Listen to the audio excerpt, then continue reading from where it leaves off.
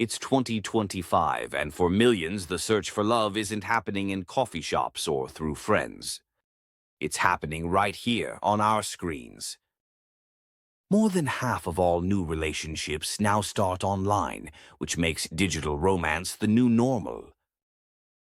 But as the tech gets smarter, the questions get harder. Can an AI really understand the human heart? Can you actually fall in love with an avatar?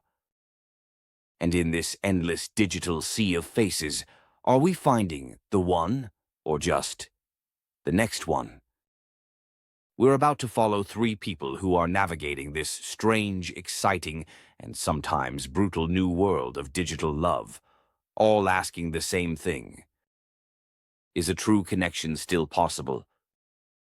So, the first thing to get our heads around is just how massive this shift is. Meeting someone online isn't the exception anymore. It's the main way people find love.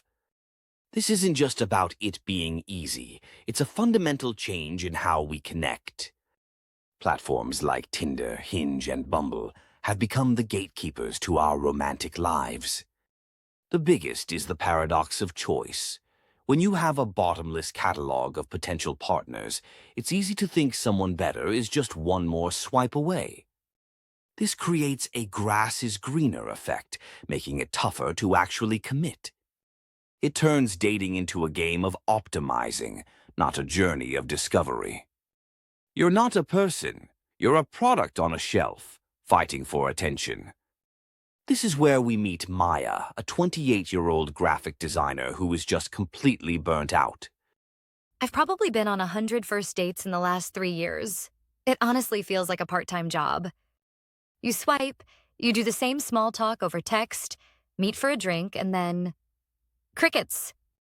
There's this constant feeling of being judged against a checklist. Is he tall enough? Right job? Cool hobbies? It feels less like I'm trying to meet a person and more like I'm just failing an endless series of interviews. The churn is exhausting. I'm starting to wonder, is it me? Or is the whole system just broken? Maya's experience is nowhere near unique. According to a 2024 Forbes Health survey, a staggering 78% of users report feeling emotionally, mentally, or physically exhausted by dating apps. The very tools designed to bring us closer are often leaving us feeling more disconnected. They can create a sense of superficiality, pushing us to judge people based on a few curated photos and a witty bio. And this leads to one of the biggest risks in modern dating, the slow-motion erosion of our own self-worth. The pressure to perform in this digital arena has a very real psychological cost. Every profile is a highlight reel, a carefully constructed advertisement for the version of ourselves we want the world to see. This curated reality creates deep anxiety around being authentic. This brings us to Leo. He's a 32-year-old software developer who's always struggled with social anxiety. In VR, I feel, I don't know, freer. We can go to a virtual art gallery in Paris or walk on a beach on Mars. You have these incredible shared experiences that build a real connection. I met someone, and for weeks we just talked. It felt deeper than anything I'd made on a normal app. But then, the doubt creeps in. Is she connecting with me or with the avatar I designed? Is this intimacy real, or is it just a byproduct of a very immersive simulation? When we finally meet in person, what if that magic just vanishes? That jump from online to offline is terrifying because you have no idea if the foundation you've built is real. Leo's fear hits on a central conflict. While online chats can build emotional intimacy, they also risk huge miscommunications and letdowns. Without body language or tone, texts are easily misinterpreted. This isn't just dating anymore. For many, it's a source of serious emotional strain. But what if the problem isn't technology itself, but the kind of tech we've been using? As frustration with swipe culture grows, a new generation of dating technology is emerging. This new tech doesn't just promise more choices, but deeper, more meaningful connections. The first big evolution is AI-powered matchmaking. We're moving beyond simple algorithms that match you based on liking the same movies. It was weird at first. It's a voice on my phone that interviews me for about a week.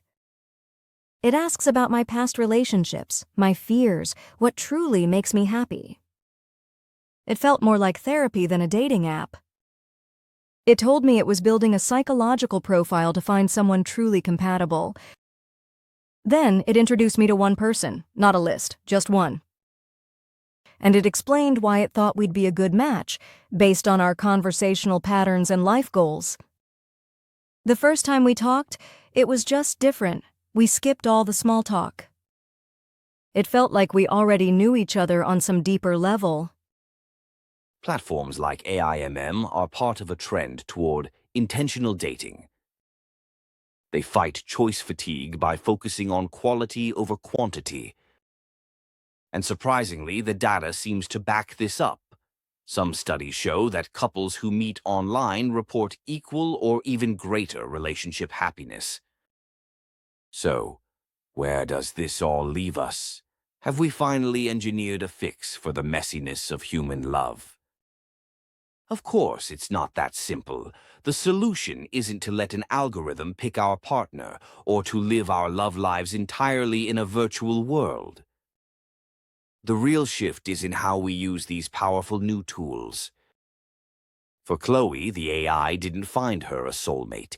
It started a conversation with a compatible person that might never have happened otherwise. For Leo, VR wasn't a replacement for real-life dating, but a safer space to build the confidence to eventually meet in person. And for Maya, the answer wasn't a better app, but a change in her own mindset, stepping away from the endless chase to focus on being more authentic. True connection in 2025 isn't about finding the perfect platform. It's about being intentional.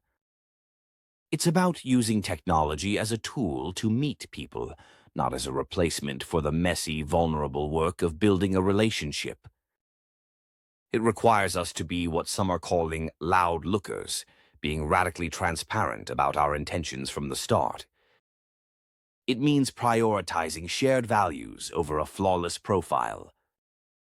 This technology is powerful. It can analyze our behavior, predict compatibility, and create entire worlds for us.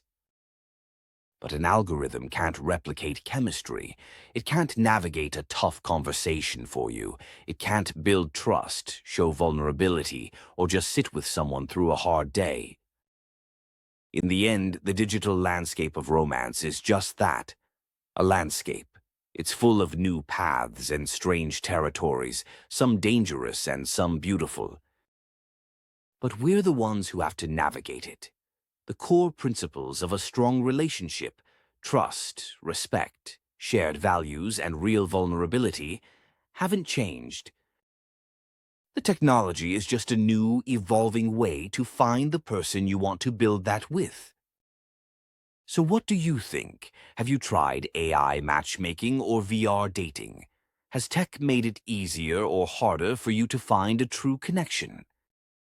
Share your story in the comments below. We'd love to hear it. As these tools get more and more woven into our lives, the most important algorithm we'll ever need to follow is our own.